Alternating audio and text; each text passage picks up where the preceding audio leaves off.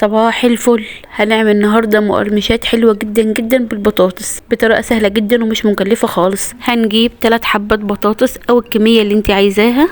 هقشرهم واسلقهم كويس جدا، وبعد ما يسلقوا معايا امسكهم اهرسهم واضيف عليهم 3 معالق كبار نشا، ومعلقة فلفل اسود، معلقة توم باودر وبصل باودر، ومعلقة بابريكا، ومعلقة كركم، ومعلقة ملح.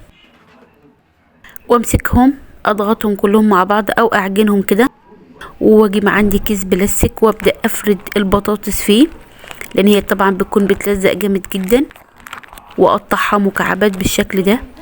واجيب عندي طاسه على النار فيها زيت غزير، زيت عندي يكون سخن، انزل البطاطس مكعبات، وممكن تعمليها كور لو انت عايزه بطريقه سهله قوي.